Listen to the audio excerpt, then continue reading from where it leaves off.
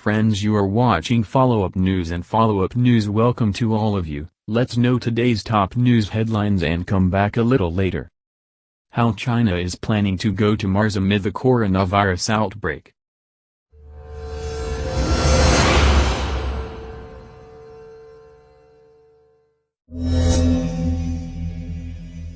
Let's get to know the details. China's Long March 5 rocket will carry its Mars probe into space. Credit, AFP/Getty. China's first journey to Mars is one of the most anticipated space missions of the year.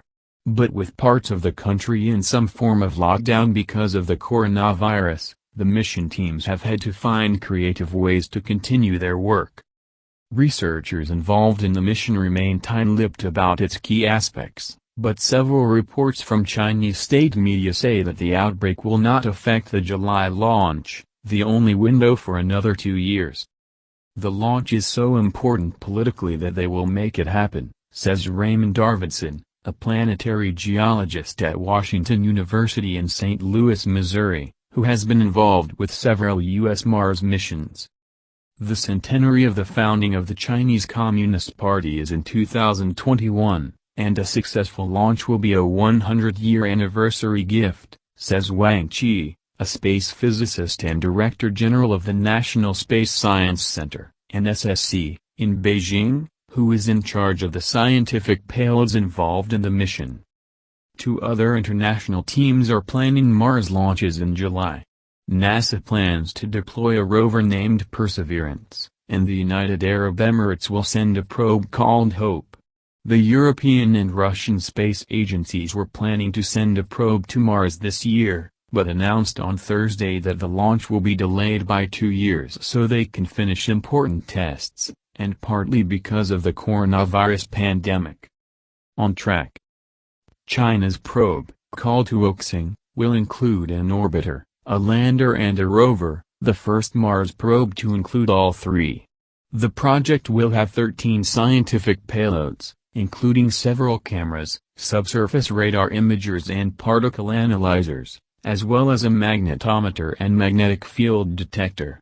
The mission's scientific goals include studying the Martian morphology, geology, soil and water ice distribution.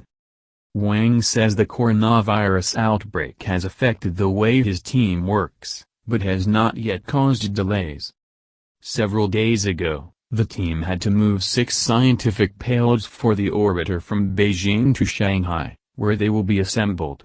Instead of risking the team members getting infected on a plane or high-speed train, 3 people drove the 6 payloads in a car, a journey that took more than 12 hours. To limit physical contact between employees, the NSSC has introduced a flexible work policy that allows researchers and engineers to come into the office only in the mornings or the afternoons. Basic scientists can work from home.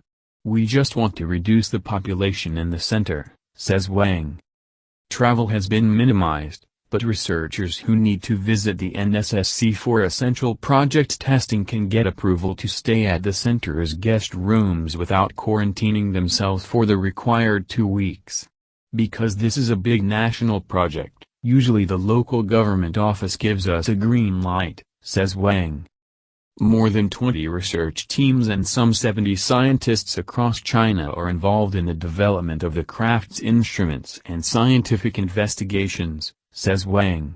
To ensure communication between these teams during the coronavirus outbreak, technical evaluations have been done through virtual meetings, he says. Another impact of the outbreak is that no guests will be allowed to attend the launch in July, says Wang. At the late 2018 launch event for China's lunar probe, Chang'e 4, the teams responsible for the payloads invited some 100 guests, including international collaborators. Keen observers can probably watch the rocket launch from a nearby beach in Wenchang City on the southern island of Hainan, says Alian Wang, a planetary scientist at Washington University in St. Louis. Thanks for watching. If you haven't subscribed yet, subscribe now and stay tuned.